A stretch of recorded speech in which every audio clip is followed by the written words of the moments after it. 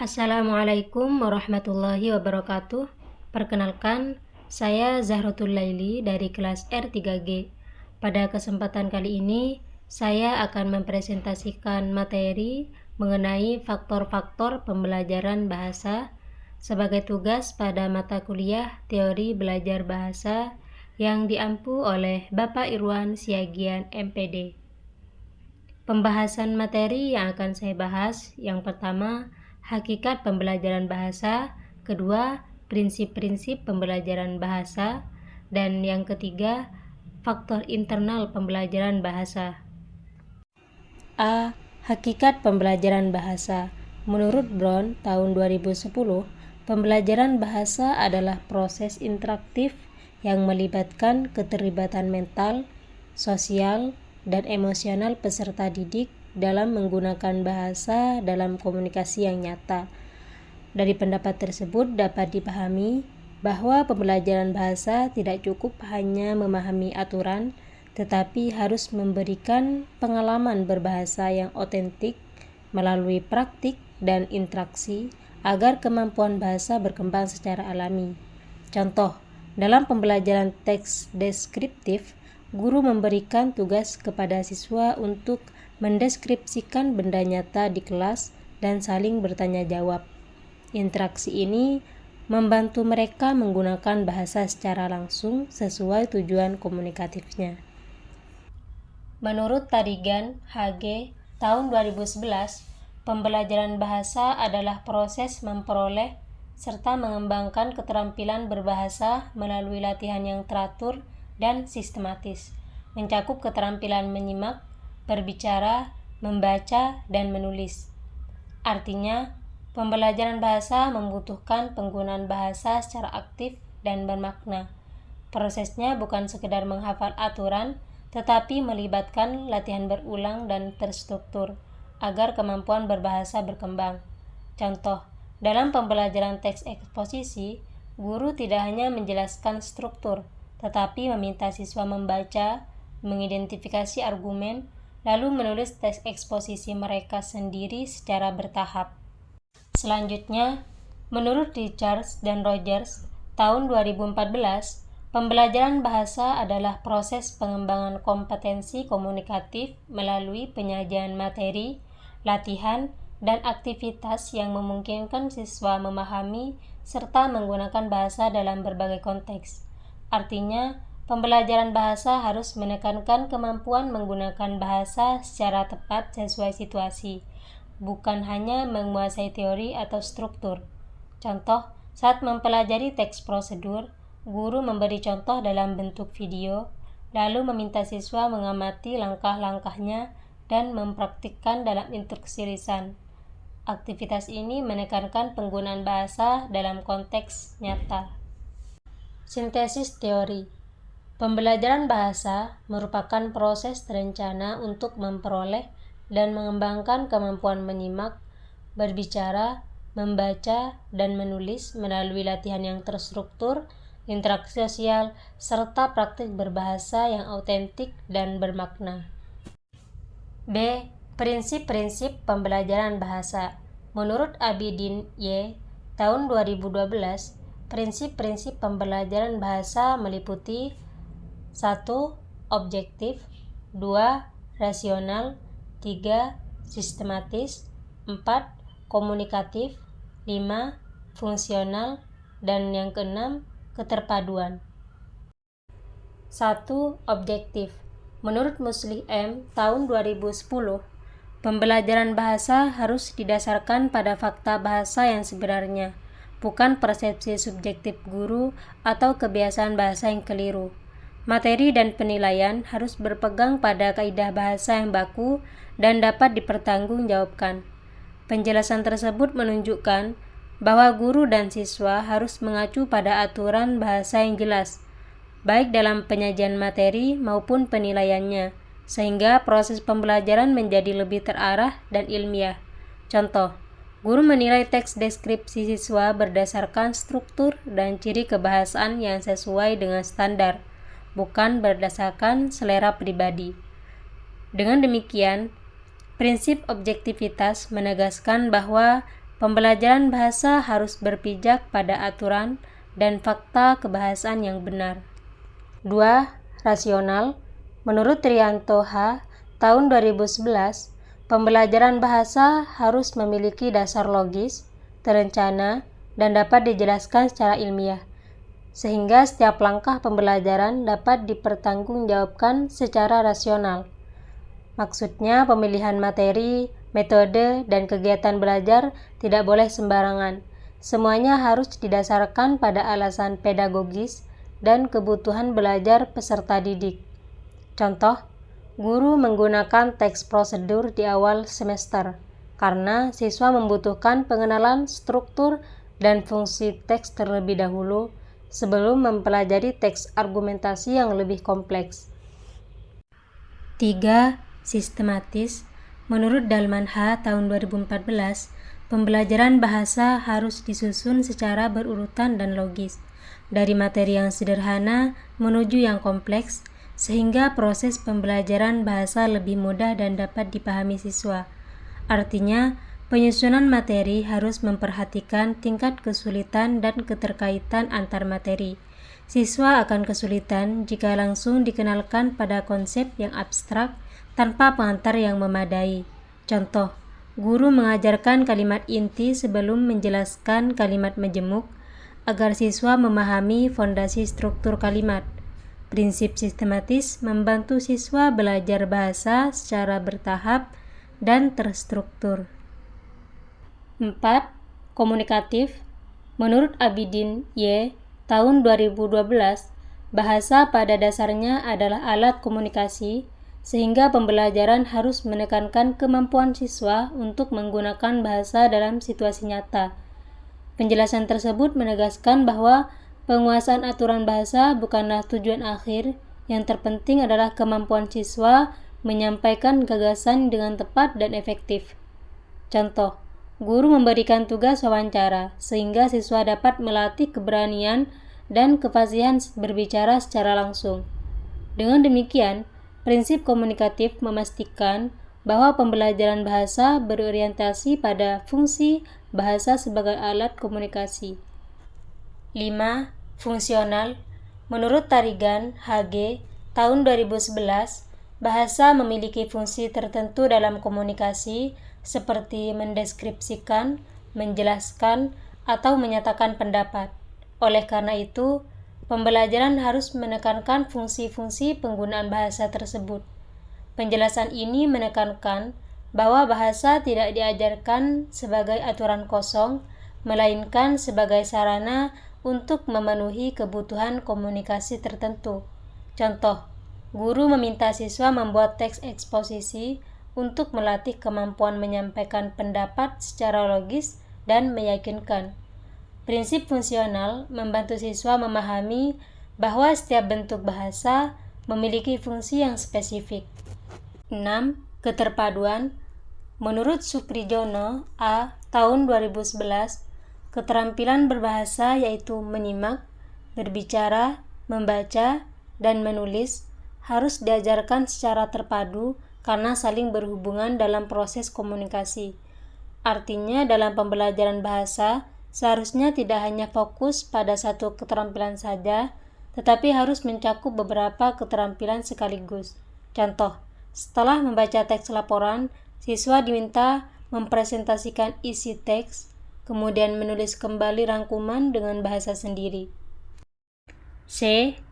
Faktor internal pembelajaran bahasa. Menurut Abidin Y. tahun 2012, faktor internal adalah kondisi dalam diri peserta didik yang berpengaruh langsung terhadap proses dan hasil pembelajaran. Faktor internal tersebut meliputi 1. Motivasi belajar, 2. Minat belajar, 3. Sikap bahasa, 4. Gaya belajar, 5. Kesiapan belajar, 6. Kemampuan kognitif. 1. Motivasi belajar. A. Hakikat motivasi belajar. Menurut Uno H.B. tahun 2011, motivasi belajar adalah dorongan internal yang menentukan tingkat usaha, ketekunan, dan antusiasme peserta didik dalam mempelajari bahasa. Artinya, motivasi merupakan penggerak dalam pembelajaran bahasa. Peserta didik yang memiliki motivasi tinggi cenderung gigih berlatih, tidak mudah menyerah, dan aktif mencari kesempatan untuk menggunakan bahasa dalam konteks nyata. Contoh, siswa yang memiliki motivasi intrinsik karena ingin fasih berbahasa asing akan terus berlatih meskipun tidak diperintah oleh guru. B. Jenis-jenis motivasi belajar. 1. Motivasi intrinsik. 2. Motivasi ekstrinsik. 1. Motivasi intrinsik.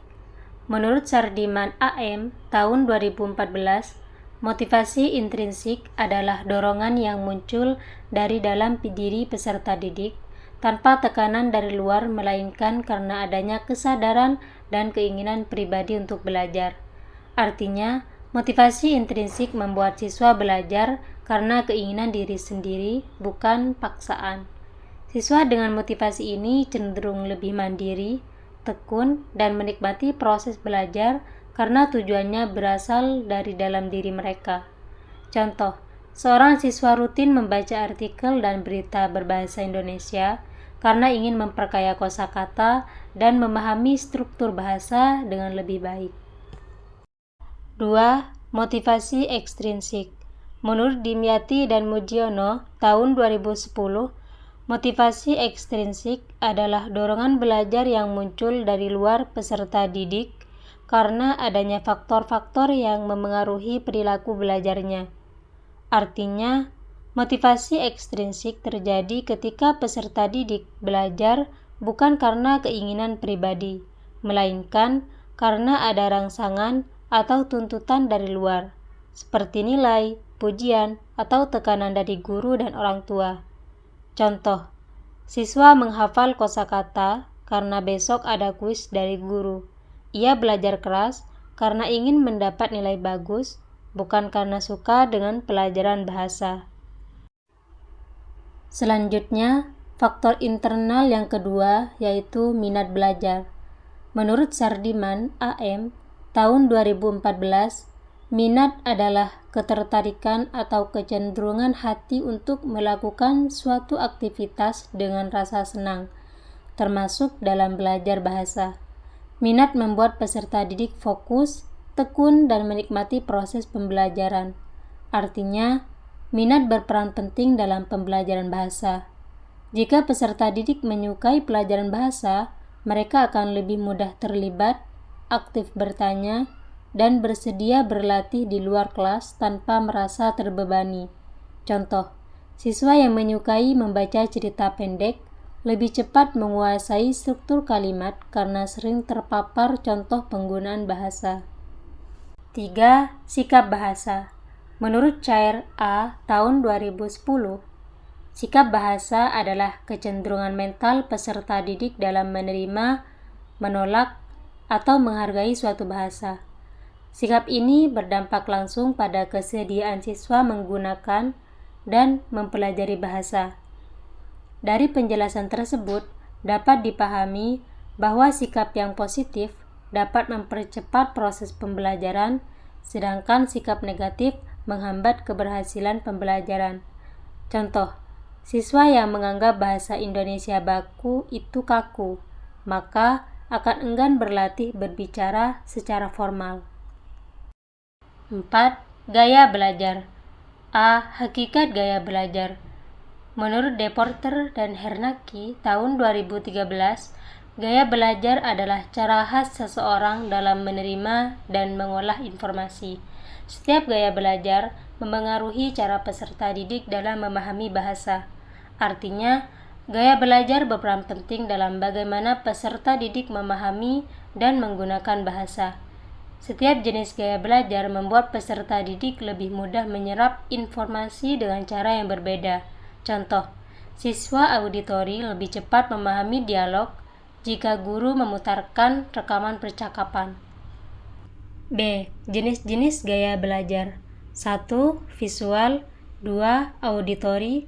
3. Kinestetik. 1. Visual. Menurut Hamid dan Rahman tahun 2018, gaya belajar visual adalah gaya yang dipilih seseorang untuk mendapatkan informasi atau pengetahuan dalam suatu proses pembelajaran yang mengandalkan penglihatan sebagai penerima informasi dan pengetahuan. Artinya, dalam pembelajaran bahasa, siswa dengan gaya belajar visual lebih mudah memahami aturan tata bahasa atau kosakata baru jika disajikan melalui peta konsep, diagram, atau tayangan video daripada hanya mendengarkan. Contoh, saat mempelajari jenis-jenis konjungsi, guru menampilkan tabel atau peta konsep di papan tulis yang mengelompokkan konjungsi berdasarkan fungsinya. Siswa mengamati struktur visual tersebut untuk memahami dan menghafal cara penggunaannya dalam kalimat. 2. Auditori. Menurut Siregar dan Nara tahun 2011, gaya belajar auditori adalah proses pembelajaran yang mengandalkan pendengaran sebagai penerima informasi dan pengetahuan. Artinya, dalam pembelajaran bahasa, siswa auditori lebih cepat memahami materi melalui pendengaran, seperti penjelasan lisan guru, diskusi, atau rekaman audio, karena kepekaan terhadap suara membantu mereka menyimpan informasi dalam memori. Contoh, saat mempelajari materi pidato, guru memberikan rekaman audio pidato yang efektif, dan siswa mendengarkan untuk menganalisis intonasi, penekanan kata, serta jeda yang digunakan. 3. Kinestetik. Menurut Salameto tahun 2013, gaya belajar kinestetik adalah gaya belajar dengan cara menyentuh, merasakan, mengalami, dan melakukan sendiri sesuatu yang dipelajari. Artinya, pembelajar kinestetik paling mudah menangkap pelajaran apabila mereka secara fisik terlibat dan berorientasi pada tindakan langsung daripada mendengarkan atau membaca. Mereka tidak bisa duduk tenang untuk waktu yang lama dan belajar melalui manipulasi serta praktik. Contoh, saat mempelajari materi kosakata kerja, guru meminta siswa melakukan aktivitas fisik yang sesuai dengan arti kata tersebut. Misalnya kata melompat, menulis, berlari. Siswa belajar kata sambil mempraktikkan gerakan fisiknya secara langsung. 5. Kesiapan belajar. A. Hakikat kesiapan belajar. Menurut Salameto tahun 2013, kesiapan belajar adalah kondisi fisik, mental, dan emosional yang memungkinkan peserta didik dapat menerima dan mengolah pelajaran dengan baik. Kesiapan menjadi prasyarat penting dalam pembelajaran bahasa. Siswa yang sehat, fokus, dan stabil secara emosional lebih mudah memahami materi bahasa dibandingkan siswa yang lelah atau tertekan. Contoh, siswa yang berada dalam kondisi mengantuk cenderung kesulitan memahami penjelasan guru tentang struktur paragraf. Kesiapan belajar menentukan sejauh mana peserta didik dapat menangkap dan menguasai pelajaran bahasa. B. Aspek-aspek kesiapan belajar. 1. Konsentrasi. 2. Kondisi fisik. 3. Emosi. 4. Kondisi mental. 1. Konsentrasi. Menurut Salameto tahun 2015, konsentrasi dalam belajar adalah pemusatan daya jiwa terhadap objek yang dipelajari yang menuntut adanya aktivitas jiwa yang terarah. Dengan kondisi mental dan emosional yang siap, individu dapat memfokuskan perhatian pada suatu objek tertentu. Artinya, dalam pembelajaran bahasa, siswa yang mengkonsentrasinya baik lebih cepat memahami materi melalui pemusatan pikiran dan perhatian penuh terhadap informasi yang diterima. Contoh, saat mempelajari kosakata baru, guru menampilkan gambar dan melafalkan kata tersebut berulang kali, dan siswa memfokuskan seluruh perhatiannya pada pengucapan, ejaan, serta makna kata, dan memastikan kata baru tersebut melekat dalam ingatannya. 2. Kondisi fisik. Menurut Rifai dan Sudarman tahun 2013, kondisi fisik merupakan faktor fisiologis, yaitu kondisi jasmani individu yang berpengaruh langsung terhadap daya terima materi pembelajaran.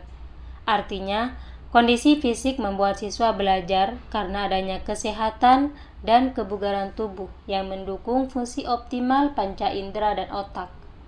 Dengan kondisi fisik yang baik, siswa cenderung lebih responsif, tanggap, dan menikmati proses belajar dan mudah dalam menyerap materi. Contoh, seorang siswa memastikan dirinya cukup tidur dan sarapan sehat sebelum memulai kelas daring karena ingin memiliki daya tahan tubuh dan energi yang cukup untuk berpartisipasi aktif dalam sesi presentasi pembelajaran bahasa tanpa merasa lesu atau mengantuk. 3. Emosi. Menurut Walgito tahun 2010, emosi adalah suatu keadaan dinamis yang penuh perasaan, seperti rasa senang, sedih, takut, atau marah yang disertai dengan atau diwarnai oleh reaksi-reaksi tingkah laku tertentu. Artinya, kondisi emosional yang stabil memungkinkan siswa untuk mengelola suasana hati yang dinamis secara efektif. Kestabilan ini sangat penting untuk mempertahankan fokus dan menyerap materi linguistik tanpa hambatan psikologis. Contoh, saat guru mengoreksi kesalahan tata bahasa yang sering diulanginya, siswa tidak menunjukkan reaksi marah atau malu yang berlebihan, melainkan mengelola emosinya untuk fokus pada penjelasan perbaikan dari guru sehingga ia dapat memperbaikinya. 4. Kondisi mental.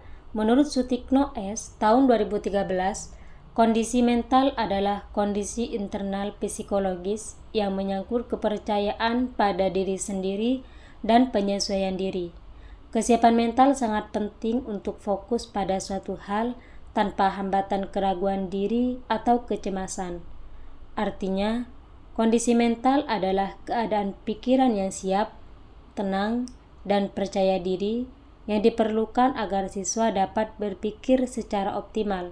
Contoh, seorang siswa secara mental siap menghadapi ulangan harian tata bahasa karena ia merasa percaya diri dengan kemampuannya dan mampu menyesuaikan diri dengan situasi ujian sehingga ia mampu menjawab soal dengan fokus penuh dan mendapatkan hasil yang optimal. Selanjutnya, faktor internal yang keenam yaitu kognitif. A. Hakikat kognitif. Menurut Abidin Y. tahun 2016, aspek kognitif merupakan kemampuan mental peserta didik dalam memahami, menyimpan, memproses, dan menggunakan informasi bahasa, termasuk memori, persepsi, perhatian, dan kemampuan analitis. Artinya, kemampuan kognitif menjadi dasar dalam pemerolehan bahasa karena bahasa adalah sistem simbol yang harus diolah melalui mekanisme mental. Peserta didik yang memiliki daya ingat kuat dan kemampuan analitis tinggi lebih mudah menangkap pola kebahasaan dan menerapkan aturan dengan tepat. Contoh, seorang siswa dengan memori kerja yang baik lebih cepat mengingat kosakata baru dan menggunakannya dalam percakapan sehari-hari. B. Aspek-aspek kognitif. 1. Mengingat. 2. Memahami. 3. Menerapkan. 4. Menganalisis. 5. Mengevaluasi. 6. Mencipta. 1. Mengingat. Menurut Salameto tahun 2015, mengingat adalah kemampuan dasar dalam belajar di mana individu menyimpan kesan-kesan yang telah diterimanya dan dapat mereproduksinya ketika diperlukan.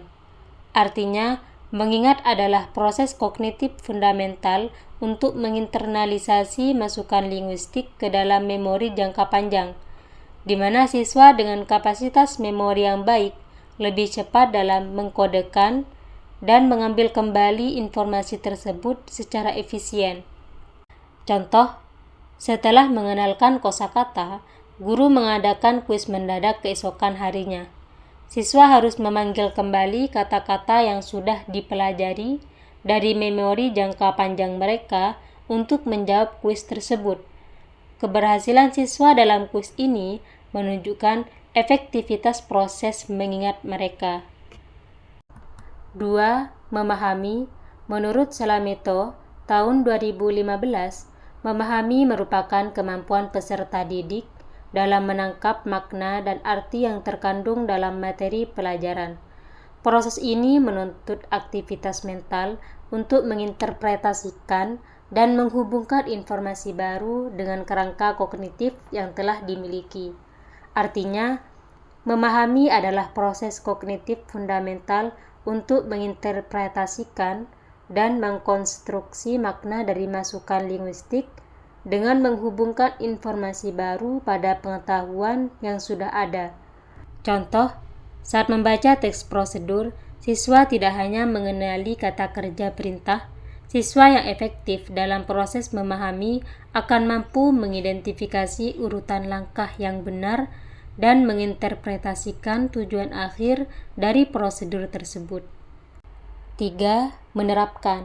Menurut Sujana, tahun 2014, menerapkan adalah kesanggupan kognitif untuk menggunakan atau mengaplikasikan bahan yang telah dipelajari dalam situasi konkret atau kondisi baru.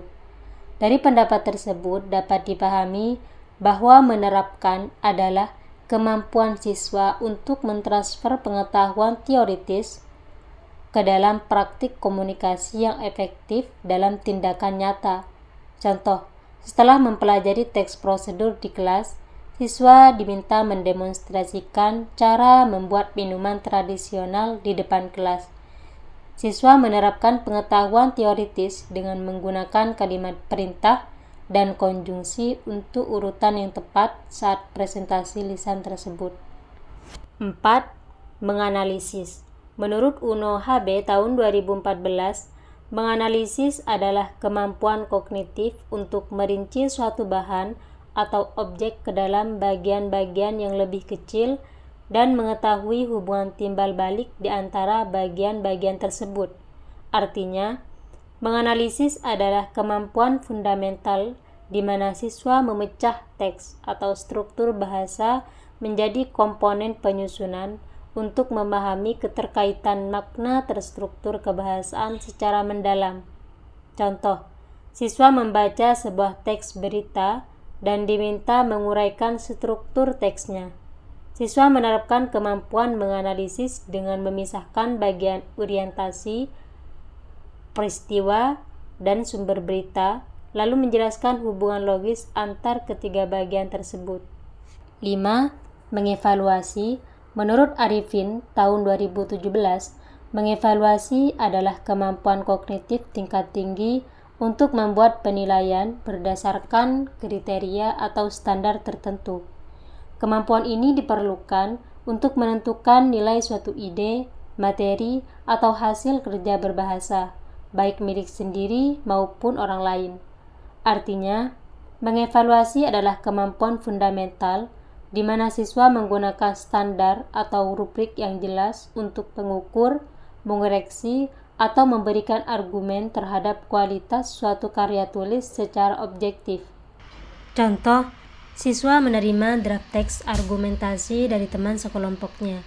Siswa menerapkan kemampuan mengevaluasi dengan memeriksa draft tersebut menggunakan kriteria penilaian, misalnya kohesi dan kekuatan argumen, lalu memberikan masukan konstruktif untuk perbaikan. 6.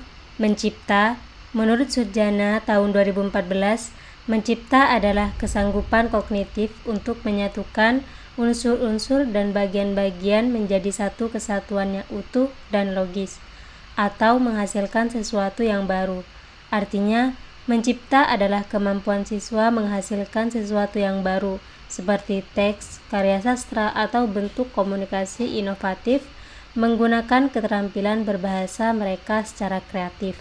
Contoh, siswa diminta menciptakan sebuah naskah drama pendek orisinal setelah mempelajari berbagai genre cerita. Siswa menerapkan kemampuan mencipta dengan merancang alur cerita, mengembangkan karakter, dan menulis dialog yang hidup. Proses ini menuntut siswa untuk mengorganisir ide, merencanakan, dan memproduksi karya orisinal menggunakan pengetahuannya. Simpulan, Pembelajaran bahasa merupakan proses terstruktur dan bermakna yang dibangun melalui latihan, interaksi, dan pengalaman nyata. Keberhasilannya dipengaruhi oleh faktor internal seperti motivasi, minat, sikap, gaya belajar, kesiapan, dan kemampuan kognitif. Faktor-faktor ini sangat membantu agar pembelajaran bahasa dapat berlangsung secara efektif dan mampu mengembangkan kompetensi komunikatif secara optimal. Berikut adalah daftar pustaka yang menjadi rujukan saya dalam mencari materi. Sekian presentasi dan materi yang dapat saya sampaikan. Kurang lebihnya, mohon maaf. Wassalamualaikum warahmatullahi wabarakatuh.